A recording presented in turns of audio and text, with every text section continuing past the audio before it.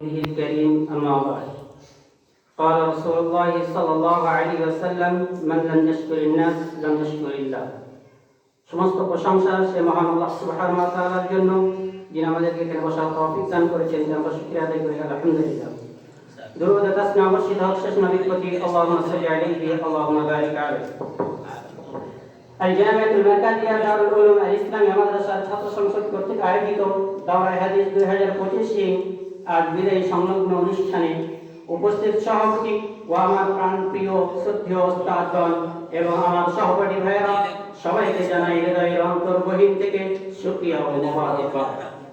অন্তরের গহীন থেকে আরো শুকরিয়া জানাই তাদের প্রতি যারা তাদের অনেক মূল্যবান সময় আমাদেরকে দিয়ে আমাদের অনুষ্ঠানকে অনেক উজ্জ্বল করেছেন। রাসূল সাল্লাল্লাহু আলাইহি ওয়াসাল্লাম বলেছেন মান লাম ইয়াশকুরিন নাস লাম ইয়াশকুরিল্লাহ। যে ব্যক্তি মানুষের শুকরিয়া আদায় করতে জানে না সে আল্লাহর শুকরিয়া আদায় করতে জানে না। আজ অতি দুঃখ ভারাক্রান্ত হৃদয়ে আমি আপনাদের সম্মুখে হাজির হয়েছি।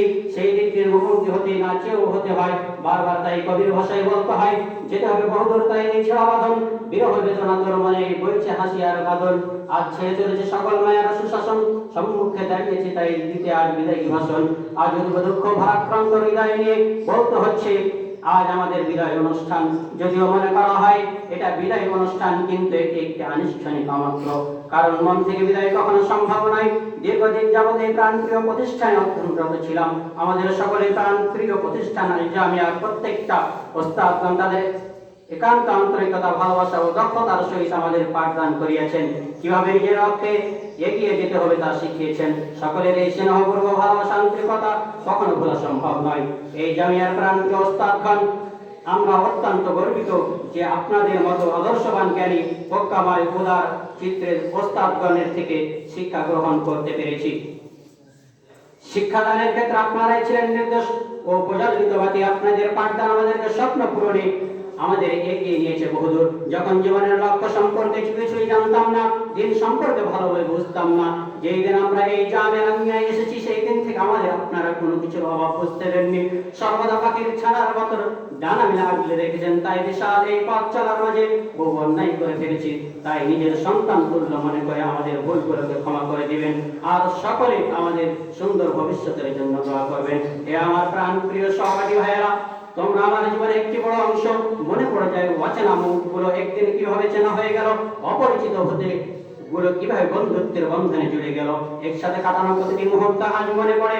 সকালবেলা ক্লাসের জন্য দৌড়ানো, রাতে একসাথে পড়া, পরীক্ষা দিয়ে দুশ্চিন্তা, হাসি ঠাট্টা, খেলাধুলা, মাঝে মধ্যে মনোমালিন্যতার পর আবার মিলে যাওয়া, এইসব মধুর স্মৃতি আজ বিদায়ের বেদনা হৃদয়কে কাঁদাচ্ছে। বন্ধুরা, যদি কখনো ভুল করে থাকি, কষ্ট দিয়ে থাকি, ক্ষমা করে দিও। তোমরা যেন সবসময় ভালো থাকো, উজ্জ্বল হও, এলমে দীপ্ত হও, এই দোয়াই করছি। এই প্রিয় জামিয়া তোমাকে ছেড়ে যাওয়ার এই মুহূর্ততে বুকটা ভার হয়ে আসছে।